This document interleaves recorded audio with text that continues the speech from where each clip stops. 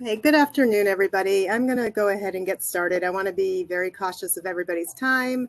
And also, we do have a lot of content and want to be able to get through that and also respond and answer any of your questions. So I'd like to first thank you for participating and attending. What does talking about career in the classroom have to do with equity? Obviously, a very important topic that I have been working on with a committee here in the center as well as with CETL, and we'll meet everybody in a couple minutes. I also just want to mention that I'm looking forward to co-presenting with CETL as the Career Center and CETL continue to enhance our partnership and collaboration to work with faculty around incorporating and integrating career into courses and advising. So for those of you who don't know me, my name is Nancy Bilmes. I am the director at the Center for Career Development, and I also oversee the Career Everywhere initiative. I'm going to turn it over to Tina, who will introduce herself. Hi, good afternoon, everyone. I'm Tina Huey. I use she, her pronouns, and I'm the Associate Director of Faculty Development at CETL, which is the Center for Excellence in Teaching and Learning.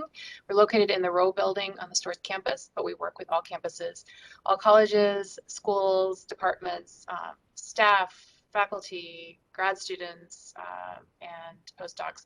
On pedagogy questions, we give a lot of workshops, we do consultations and classroom observations. And so I encourage anyone who is interested in any of our services to consult our website, cetl.uconn.edu, or reach out to me, and I will be putting my email info into the chat, and it's also on the slide.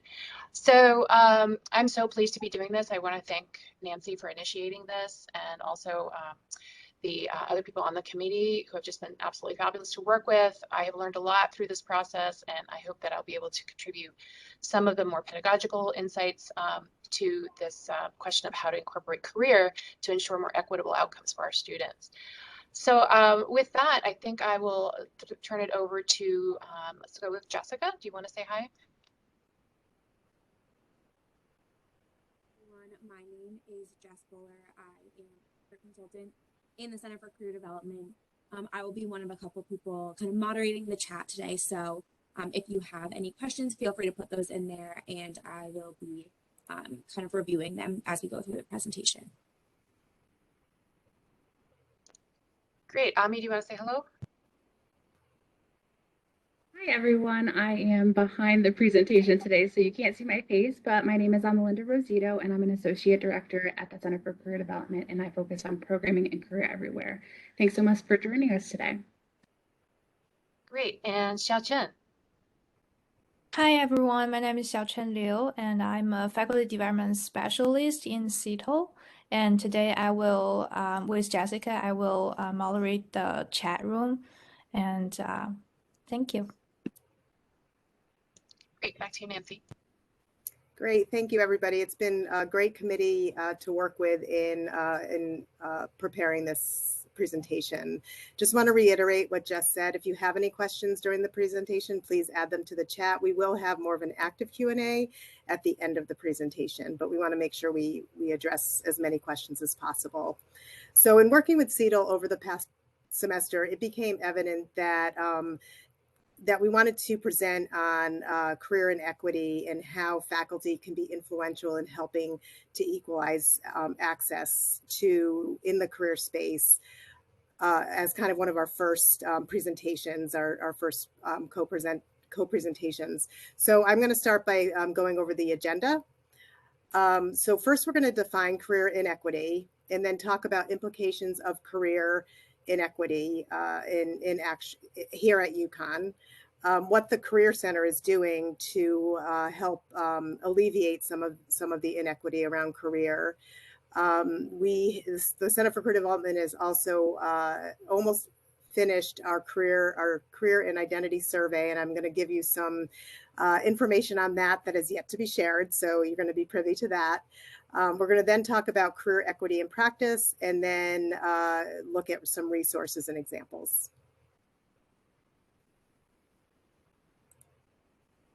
So as we get into our content, we want to provide context and structure in terms of what career inequity means and how the Career Center is defining it. As you can see, we borrowed a definition from Suffolk University around what career inequity means.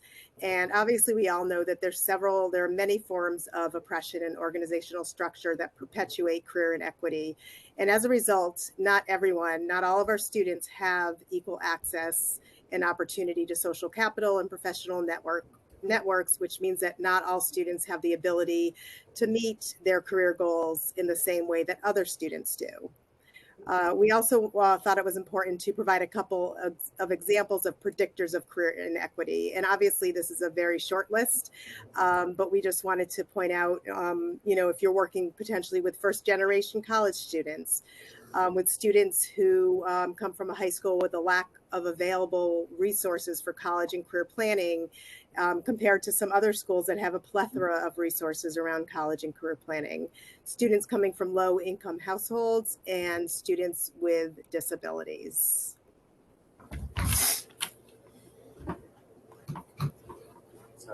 So in thinking about implications of career equity, we want to share some outcomes about how this affects UConn students specifically.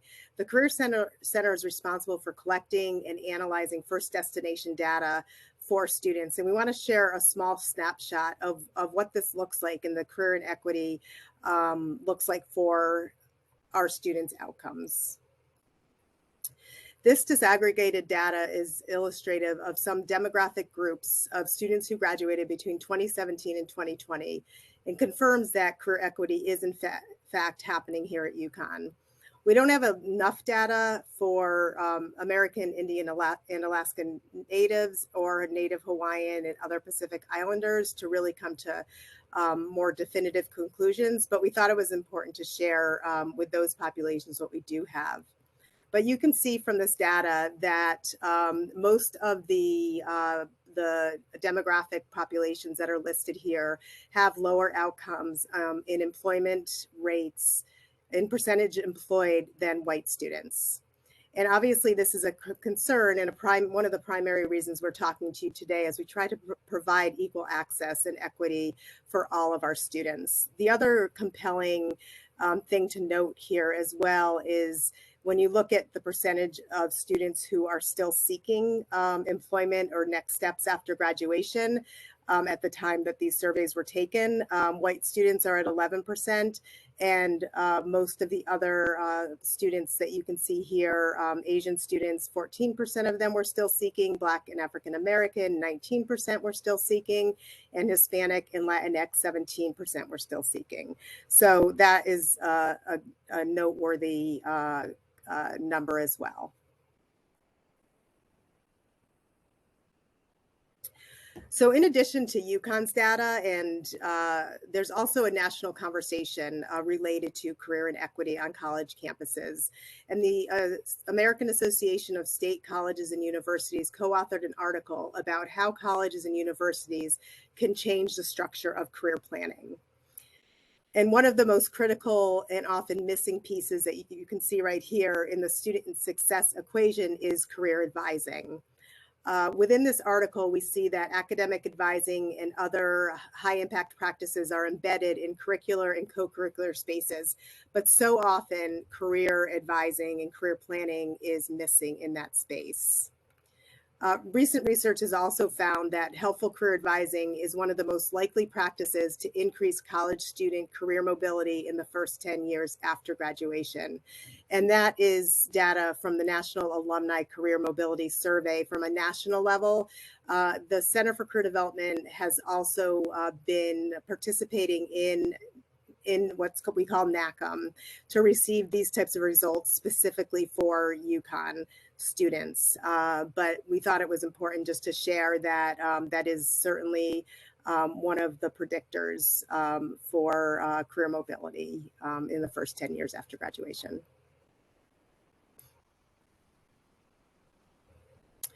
So again, from integrating career advising for equitable student access, we know that the career centers and our career center in particular can't do this work alone from a sheer numbers perspective of the number of students in our staff, but also from the perspective of students seeking out advice from people they're comfortable with. And students spend a lot more time with faculty in classes than they do with, us at the Career Center or others around campus. So that's why, one of the many reasons we're seeking out the assistance from faculty. Integrating career advising for equitable student access recommends embedding practices that can help improve outcomes for students. And these include embedding career into academic advising, instruction, curriculum, and co-curricular activities. And just kind of a final note on this research, higher education institutions need to really think about and re-envision how the curricular and co-curricular connect to career relevance and institute practices that support marginalized and first-gen students. So before we start sharing suggestions and having a conversation around how faculty can help us in this space, we thought it was very important for us to share what the Career Center is doing and what conversations we're having in order to help with career access and equity. So many of you have heard about Career Everywhere, and some of you might be part of our Career Champion program, but we just want to share the mission of Career Everywhere, which is to ensure that all students have the tools and resources needed for post-graduation success. This being achieved by integrating career development methodology into every facet of a student's experience at UConn. Through this intentional infusion, this infusion of career development into the UConn experience, Career Everywhere provides access and equity to career development for all students, including underrepresented and marginalized populations.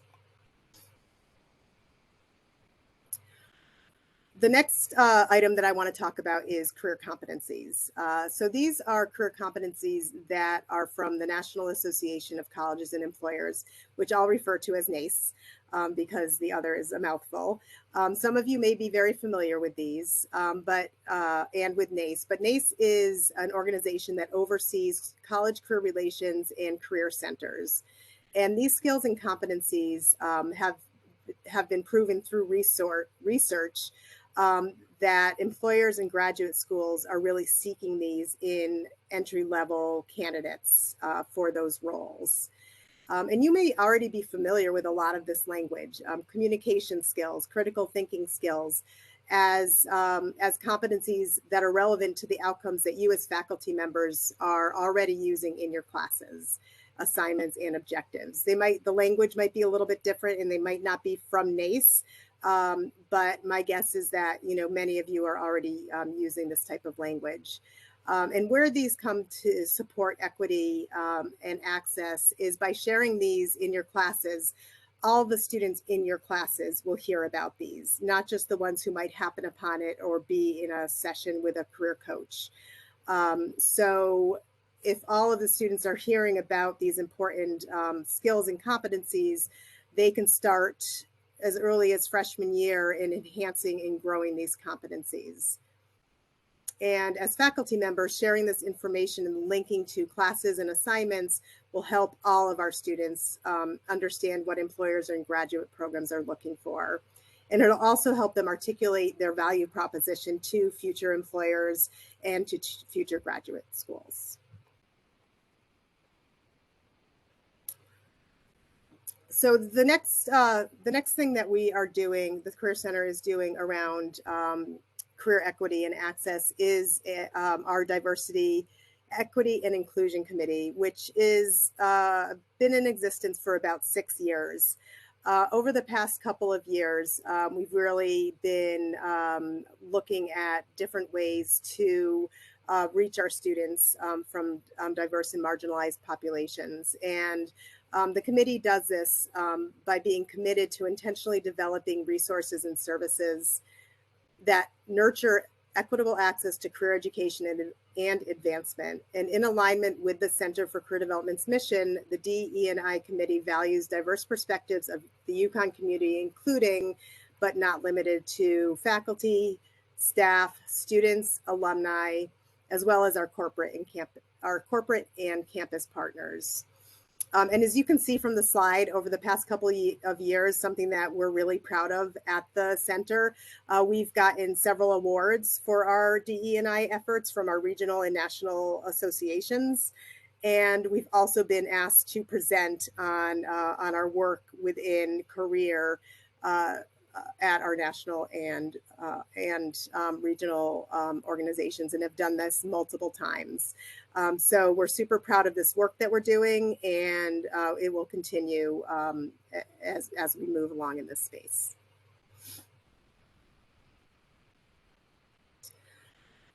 The DE&I committee has also been responsible for creating and sustaining the affinity communities that are on the center's website. These communities have a prominent place because we think it is critically important for students to be able to see these very quickly. And they're on our main page, on the main page bar going across the top.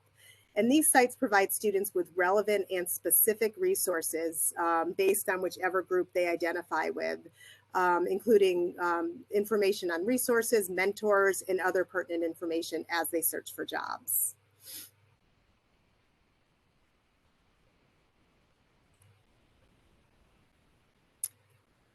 One of the projects that the committee has been super involved with and has kept us quite busy over the past year is working on the IRB approved UConn Career and Identity Survey, which had over 1,500 responses.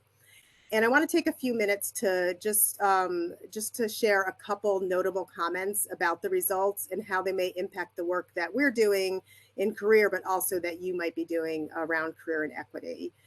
I won't be sharing all of the results today, but the results will be made public in the next several months.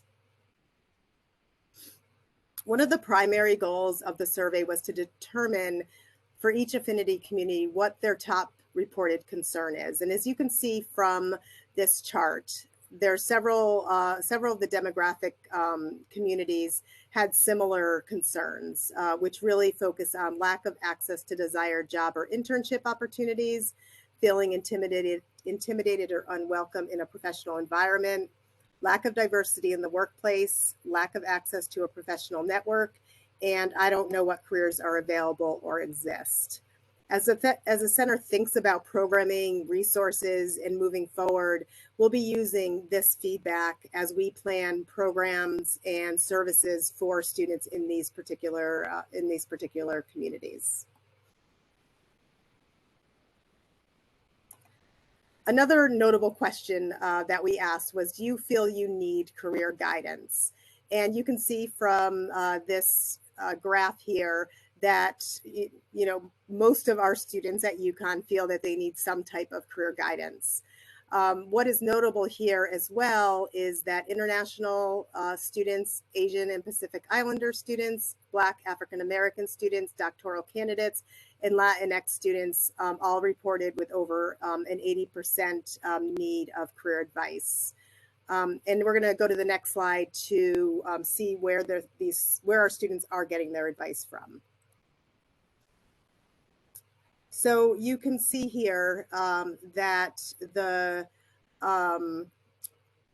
that students from all of the different communities that we've reported on look to friends and family as a place that they receive advice. And I use the word receive because we don't know if this career advice from family and friends is being sought out and asked for or just given in an unsolicited manner. And we also don't know where these sources, these family and friends, are getting their information to share with our students.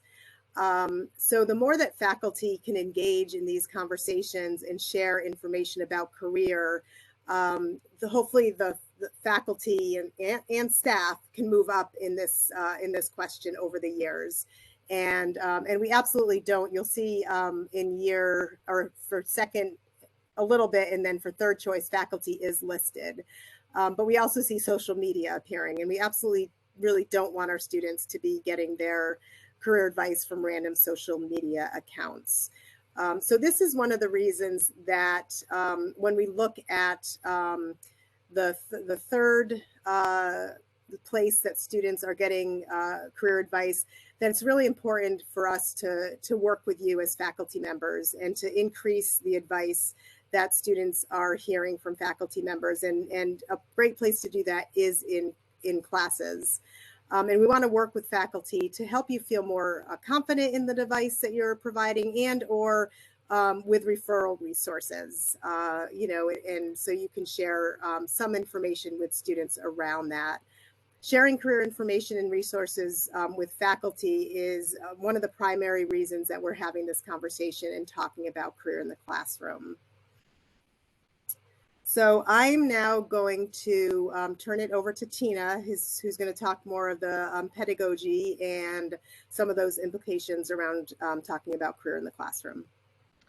Thanks, Nancy. So I wanted to start, or Nancy suggested that starting a little bit with the concept of imposter syndrome.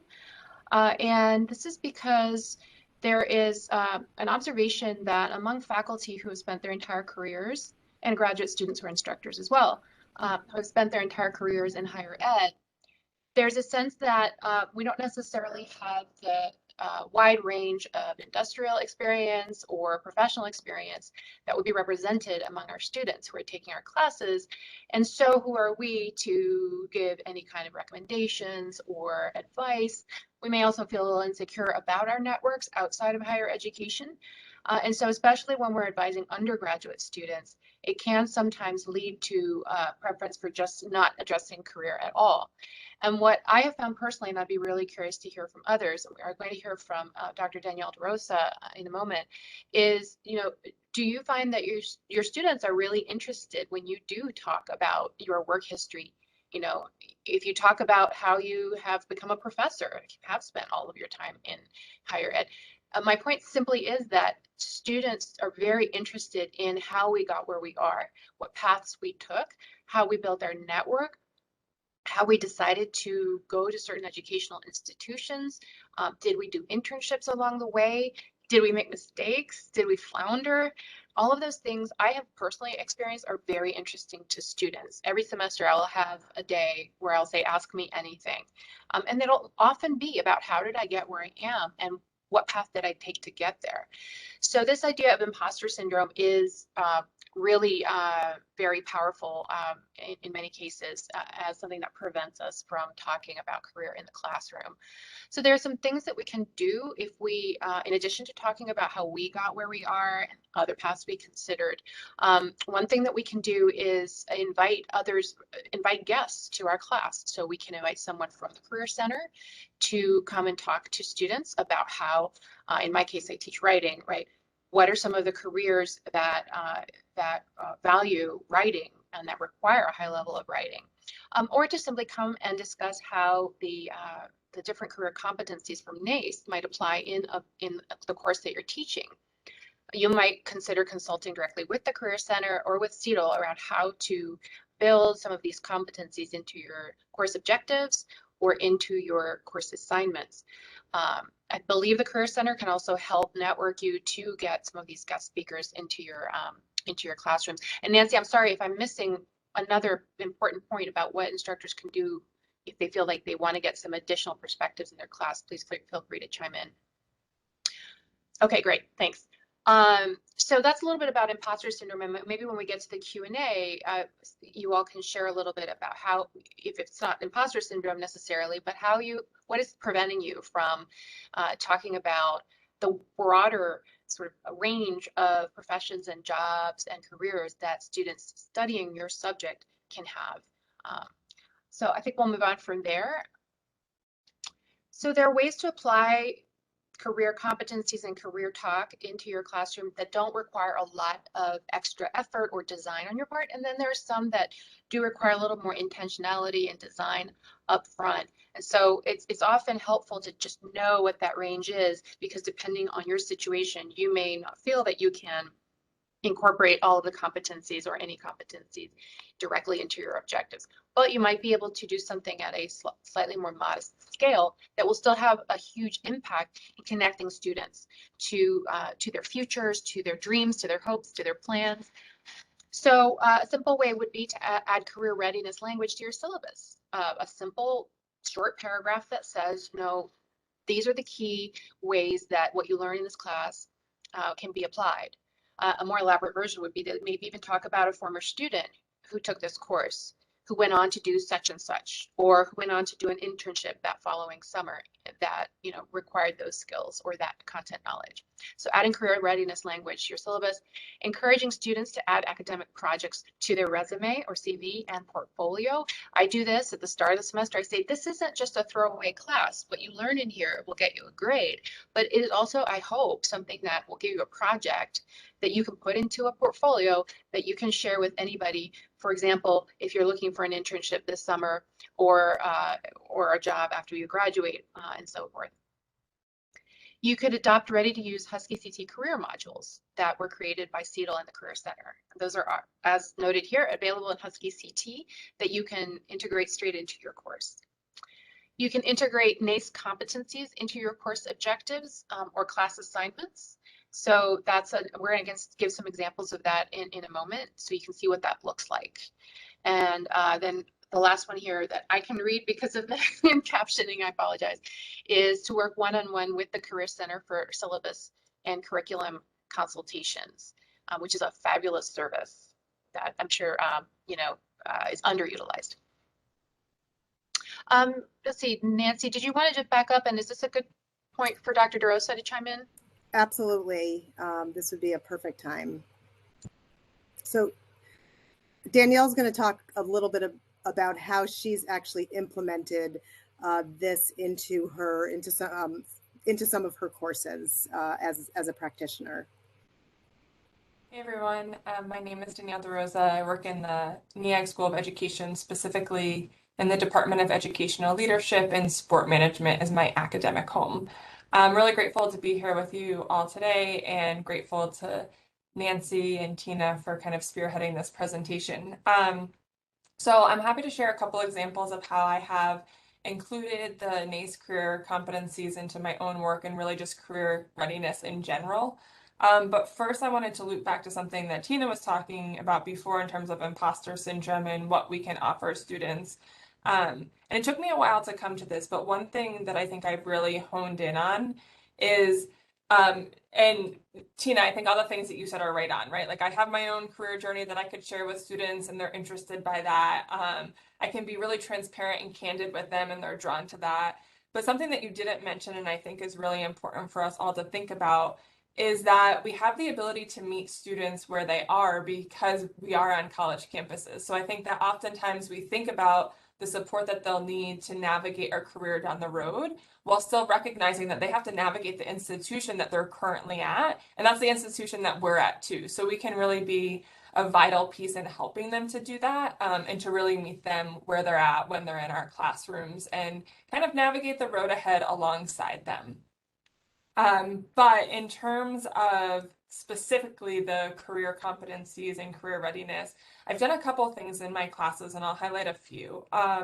First is the career module. So the Center for Career Development has a whole host of career modules that can be used by faculty, by staff, and embedded in their Husky CT sites as one way to embed them. So I had the great opportunity a few years ago to work with Lisa, who's a part of the Center for Career Development team, and she was just awesome in working side by side with me and thinking about how I could take the career module that was created. I did the informational interview module and embed it into my Husky CT course, which involved customizing some of what I did to really meet the need that I had for that course. So for example, there were some features of that career module that didn't make sense given the class that I was teaching, such as a quiz on informational interview. You know, I really didn't need that, but the folks at the Center for Career Development, specifically Lisa, were able to work with me to make sure that it was a seamless fit into my course.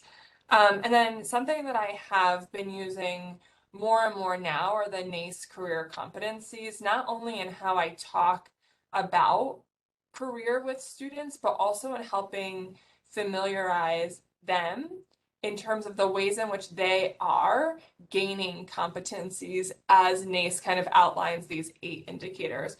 So I was sharing with Nancy the other day that recently I had a internship check-in. So in my role, I teach a career development and sport management course, as well as I oversee the practicum and internship courses that are part of our academic requirements for students. And we do mid-semester check-ins where it's really just the opportunity for me to hear more about what the students are doing. And so as we think about the NACE career competencies, that in itself really hits on the communication, right? So they're able to think about how they're communicating the things that they're doing with me in live action in front of peers. But also I specifically go over the 8 career competencies and ask them, take some time to reflect and then share out among peers, what are they doing at their internship site that they feel is really in support of one of these competencies? And they get a chance to speak directly to it and then also workshop it with peers, right? So not only do they get to share what they're doing, they get to hear what others are doing, and then together they get to workshop and refine the things that they're doing and that they're learning. And I think that this is important for a few reasons. One, it gives them the opportunity to actually think about this specifically, but then 2, it gives them practice. It gives them the chance to refine what they might say. It gives them the chance to hear what others are saying and how they might borrow some of that for their own purposes as they think about the work that they're doing. I also think it's really important to just have them read the NACE career competencies. I have that as part of a reading for one of my courses, for the internship course actually. And I kind of tell them it's a cheat sheet for what employers want, right? Like we know that employers are reporting that these are the 8 top skills that they're looking for among recent graduates. Why wouldn't we have them look at those skills so that they can really think about what are the things that they've done that support those career competencies, or I should say, rather than support, that show that they have proficiency in those 8 career competencies. And lastly, I do something called the presentation of learning at the end of my semester, which I think is a lot of fun. And again, is the opportunity for students to talk about their learning. They pick an artifact and they talk about how the artifact that they decide to share a little bit more about shows what they've learned throughout the semester. And again, another opportunity to practice articulating the things that they've learned through the semester in what I think is a pretty relatively low risk environment, right? They're not on a job interview.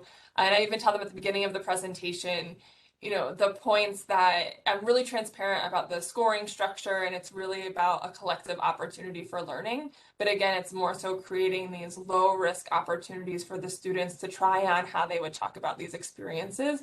And I found that that's really important. And I've had students come back, particularly with the presentation of learning, saying like, oh, hey, I did an interview for graduate school recently, and it felt a lot like that presentation of learning. So again, it's a low risk way, but then hopefully later on, when they have an experience that might mimic that, it doesn't feel like they've been there for the first time. So those are a few things that I've had to share, and thanks again, Nancy and Tina, for giving me the chance to share, and I'm more than happy to elaborate if anyone has questions. Thanks so much, Danielle. Appreciate that. That was really great.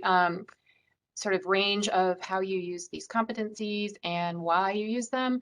And I really appreciate you highlighting that sometimes we refer to students, or maybe their families refer to this at college as their job, right? So I appreciate you saying that we are walking alongside them and we are meeting them where they are, and that while they are in college, this is such a big part of their life that helping them succeed at this is in a way helping them succeed or know what it takes to succeed later in jobs and careers.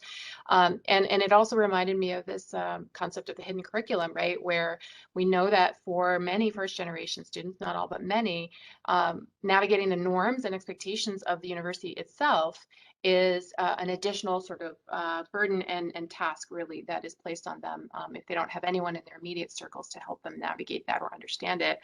That is also something that can transfer into this career talk in many ways. Let's see, I wonder if we could get the slides back up, and I will talk a little bit about the syllabus, or yeah, we'll talk about sample course objectives. So these are just some examples of how you could, the wording, right? So how you could write some of these career competencies into your course objective that we all should have at the start of our syllabi. And then another example of how you would write it into an assignment prompt. So the first example is from a management course. And let's say that an objective of this management course is to be able to describe the essential and typical elements of a talent management system in representative or typical Fortune 100 companies or similar global companies. And there, the invitation would be to right under that that objective, you would simply state which are the career competencies is this also going to enhance. And then the second example is how you could build in these career competencies to an assignment, or simply describe which career competencies that assignment will help to enhance. And Nancy and I are going to talk a little bit about the question of how do we assess this whole world of career competencies if it's going to be in our syllabus, if it's going to be in our objectives. So we can definitely talk about that because that's really important. But for now, this is just intended as an example. And I believe we're going to be sharing the slides because it's kind of hard to see the actual bullet point because of the captions. So you can look at the slide later, but let's say your assignment is described at great length, what you're going to do, and it has a teamwork component. It has a description of a product that they have to create and the audience for whom that's being created. There you've designed, this is from a history course, you've designed an assignment that speaks to the content that you're teaching, but that also links to career competencies through the product that you're asking them to create and the process, right? That there's teamwork, that they're going to be working in teams. So an obvious connection to career competencies would be things like communication and teamwork.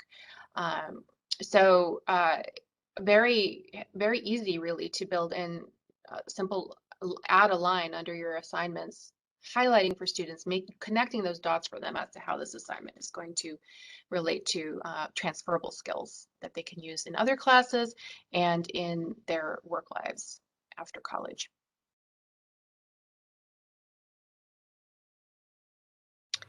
And here's some sample syllabi language. I won't go into it, but you could definitely. This is on the website, Nancy, right? This is on the.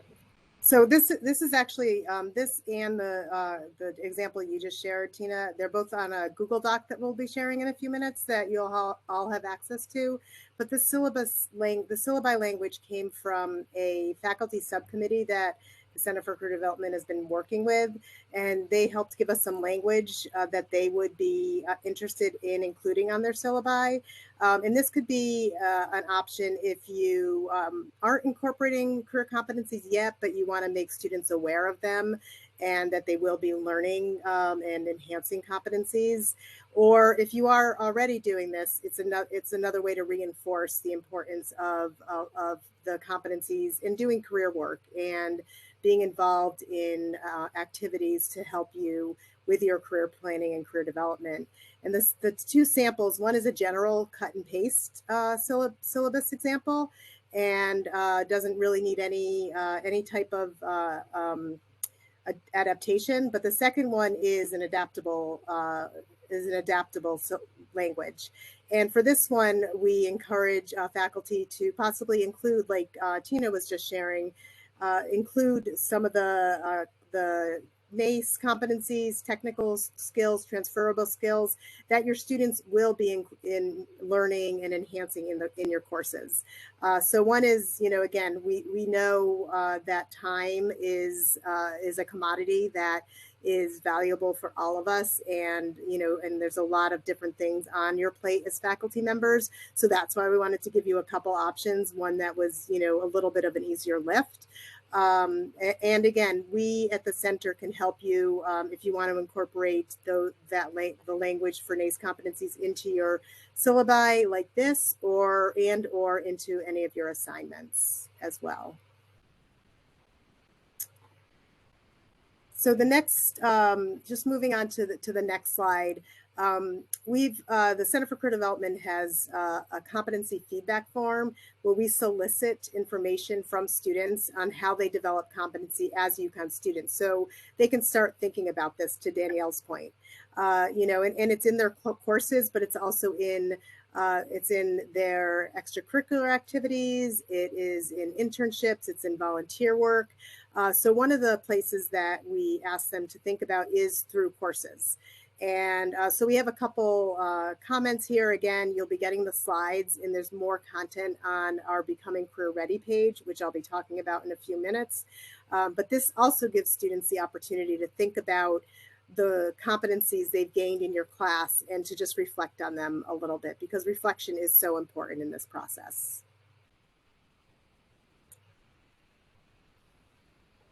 So I think we're at a place where we can, Tina, did you have anything else to add right now? No, I was just about to type a response to Patricia Young in the chat. I thought she raised a really, really good question, but maybe we save it for the Q&A.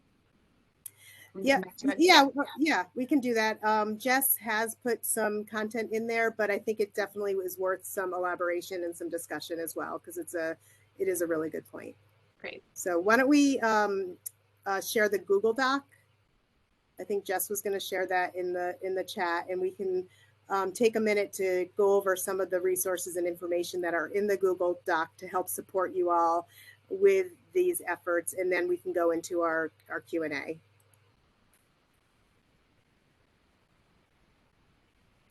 So I'll go ahead and get started. I'm just going to go quickly through some of this information. So basically, ways to integrate career into your courses, and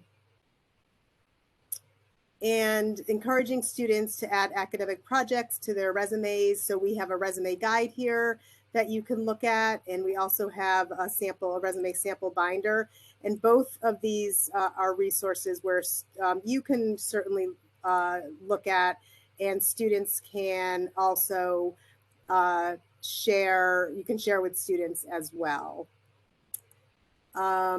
Adopting career modules. Danielle mentioned career modules. You can find out what the modules are, and also how to request a module, and also reach out to one of us in the center to learn more about those.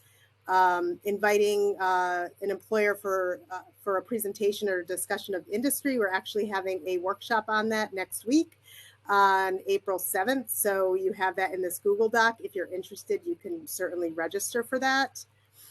And as mentioned before, working one-on-one with the Career Center for syllabus and curriculum consultations. In the Becoming Career Ready site that I'm going to talk about in a minute, we have information about who you can contact, but you can always reach out to me if you're not sure. This is the general syllabus and the adaptable syllabus language. So this is where you can grab that content. And then integrating the NACE competencies into courses and course objectives and or class assignments. We have a Becoming Career Ready faculty and instructor guide. And this is a guide that shares some of this information as well as more information, and has the NACE career readiness competencies within it. So it's definitely a resource that you would want to visit so you can learn more about what we're recommending. And then here's some examples. Tina, do you want to go over some of these examples that were created by you? Absolutely. So this was with the help of our eCampus staff here at CETL. They are the wonderful folks who help design online courses. And they have collected objectives from instructors that they have worked with permission, of course. And with permission, I have borrowed them here. But I've added these career competencies. So again, more examples of how you could list a career competency within or adjacent to a course objective. The management example is there. There's an example from a human rights course, from an arts administration course, and from a writing course. And you can see that there's basically a bullet point line that highlights which career competencies that particular objective will help enhance. And then the example from the assignment prompt is also completely listed there with the career competencies that assignment would be enhancing. Not sure, Nancy, if you want, maybe I'll just walk through the activities, but we don't have to necessarily do them, but just, yeah. So we designed these activities and then we realized that we have 1 hour with you all. So these activities are perhaps something that you could do on your own, and we're very happy to answer any questions about them. But the first activity here would be to try to apply which career competencies you think would be useful for a particular objective within human development and family studies course, a leadership management sports organization, social work course, sociology course, and Department of Curriculum Instruction course. So the objectives are listed there in quotation marks. And the task would be, what career competencies do you think are connected to these objectives? And then maybe the next step would be, how could you turn that objective into an assignment, right? How do you design your assignments to support your objectives, which you're already doing? But then in addition, how could you design an assignment to support a particular career competency objective? And this might be a good time to talk a little bit about assessment of them. There's obviously the very important sort of thing to say here is that anything that you are requiring students to do ideally should be linked to an objective. And if it's linked to an objective, then it is likely something that you are assessing. So giving some thought to whether or not you want to give them feedback, even to the point of a grade, or just some kind of formative feedback on how their critical thinking skills are demonstrated here, or how their attention to equity and inclusion is demonstrated in their assignment, or how their communication skills are demonstrated. Giving students feedback, either formative or summative in a form of a grade, that's something that we could definitely talk a lot more about, but should certainly be on your radar when you're thinking about integrating career competency. The second activity here is simply, I thought it would be interesting to look at that one of the NACE career competencies called equity and inclusion. And these are the bullet points taken from the NACE website of sample behaviors. So things that an employer might look for, right, Nancy, to see evidence of skills in the area of equity and inclusion. And so working backwards, you might ask yourself, how can I encourage or enhance some of these behaviors through the things I ask my students to do, or how I interact with my students in the classroom? So, Tina, those behaviors are included for each of the competencies as well, which is nice. So you can really break down, because the competencies are very broad, and it's really helpful for students and for us to see the actual behaviors that that make up those competencies. And we did this last week with our faculty subcommittee, and they found it really helpful to look at it from that lens and to start thinking about assignments that they already have, and assignments that they could develop based on, I think we used critical thinking and teamwork for that particular session. So there are a few questions in the chat. So one of the questions is, can you talk more about what a one-on-one syllabus consultation with the Career Center entails? So that really depends on what you're looking for, but we would meet with you and kind of start to cultivate some questions around, what you're looking for as far as, including career content and integrating content into your course. So you're looking to develop an assignment? Are you looking to integrate some of the career competencies into assignments that you already have? Are you looking to think about reflection activities that you could use to have students start reflecting on the competencies? So it would really start with some discussion questions and some discussion with our staff. And it could take a direction where we work with you, and someone on the Career Center staff might even help you, with 2 or 3 of the courses that are more career relevant.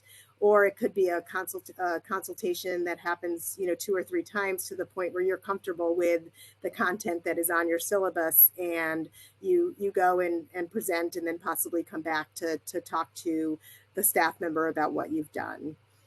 So it really can look very different depending on, really what outcome you're looking for. And if you don't know that outcome, we can generate questions and ask you questions that can help you, determine what you're looking for.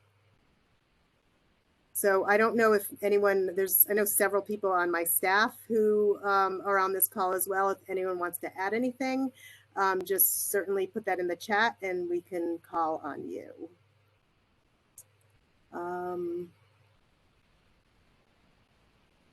And then I see, Tina, do you want to talk a little bit about what your consultations would look like as well? Sure. Yeah, our consultations are perhaps a little bit more general. So if you are looking to have someone just look over your syllabus and see if there's anything that, could be done a little bit differently or anything that could be added, that could be a simple, half hour to an hour consultation one-on-one with someone in faculty development. If you're thinking about developing an online course, you'd be talking to one of our online eCampus colleagues here at CETL. But the website link I put into the chat links you to a form where you can request and just describe what you're interested in, and it gets sent to a central place in CETL and then sent out to different people. So they're one-on-one consultations, typically about an hour, and we would simply pay attention to what you want us to pay attention to about your syllabus. We've worked with faculty over longer periods of time too. So if they are, let's say, trying to adapt a course from a semester-long format to a summer course, that is something where it might take 3 meetings, right, to really figure out how are we going to do this in 5 weeks when you're meeting every day or whatever in the summer.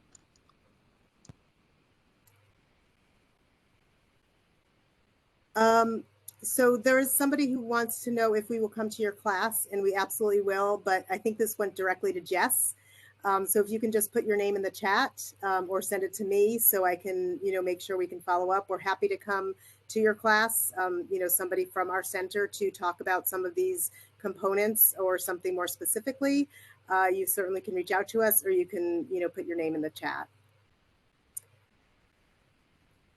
I did want to just, again, pick up on Patricia Young's question. Maybe we could talk a little bit more about that. I put got cut off my answer in the chat. But, I think that all the advice that's being given here about helping students identify and then articulate the transferable skills that they're learning it would be a powerful way, potentially, for a student to explain to their family the value of the new direction that they've chosen to go in, right? So that it's about potentially the income, right? As you described in the chat, that the family's concerned about sort of having their student, major in something that is known to be more remunerative than another field, but that is something very empowering to students to be able to help them see that, and explain to others that.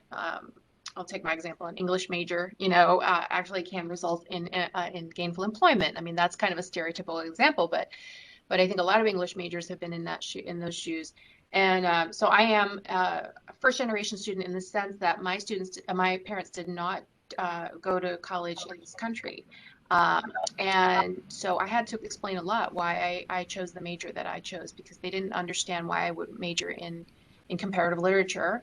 Right? They had no idea. They couldn't see how that would secure me a future, because it just wasn't really something that they were familiar with from where they grew up. Thanks, Tina. I think that that's really important, and we talk to students in the Career Center about that on a very regular basis, and try to provide some advice and recommendations about how to talk about some of their concerns with their parents, the resources that they can use, like job market insights, to help learn about some of those future opportunities that they might have.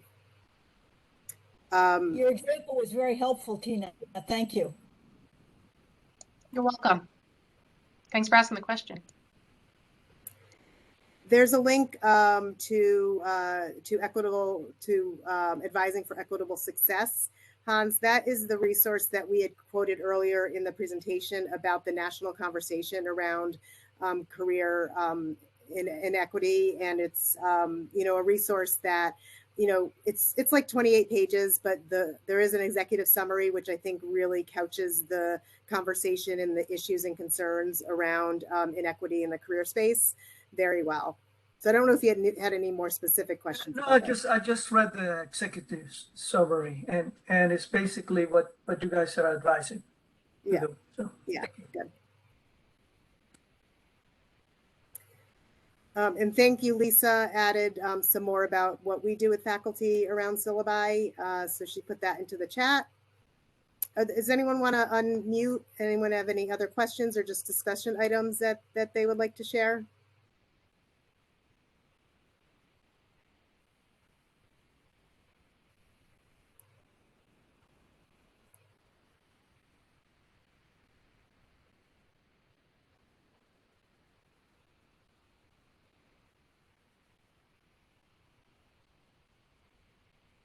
I guess I'll throw out a question and see if we can get some conversation. I'm wondering from the faculty perspective, what are the biggest concerns or questions you have about incorporating career, into classroom discussion or into your syllabi? Is it time? Is it content, imposter syndrome? I don't know if anyone would be willing to kind of share, some concerns or questions you have around this topic. Yeah. Well, I can imagine a lot of people thinking that this is mission creep in terms of everything they're already doing. There are all these demands for giving content and best practice in teaching, and then on top, now we have to provide career advice. And people would say, there's only so much time and effort that I can spend, right?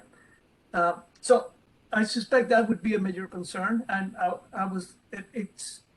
it occurred to me, but I think that one easy way about that is at least incorporating in the syllabus those goals. I don't know that I would do it for every teaching objective. That seems pretty daunting. But I'm gonna ask the students to think about which of those NACE attributes this particular objective would fulfill for them. Great, thanks for sharing, Hans. One of the things that we tried to do is also, kind of share some best practices that don't take a long time, to your point, and aren't as intrusive to the material that you're teaching, and and then other options that might be more conducive to a capstone course or an internship course that where there's the expectation that you're going to be talking more about that. And that's something, if if you're just wanting to incorporate some syllabi, some information in your syllabi, and you're still not sure how, we can certainly help you with that, and you can share with us how much time you have, and that type of thing, which would help our staff give you that feedback.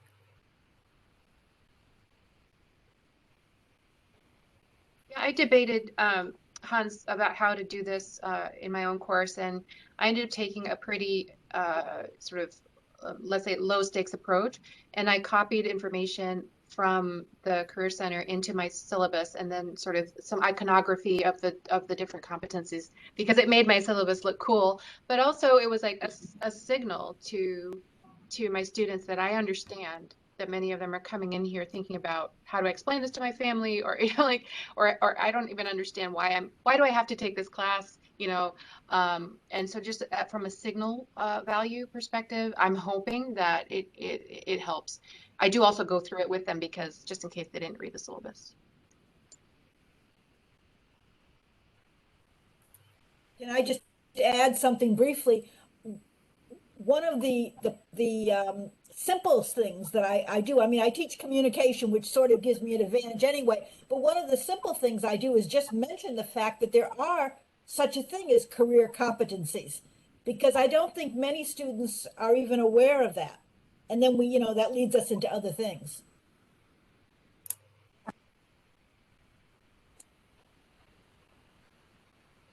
Hans, I think you're muted. I think many of the faculty do not know about this set of competencies. I brought it up in our own discussions, and I suspect that 80% of people cannot name it.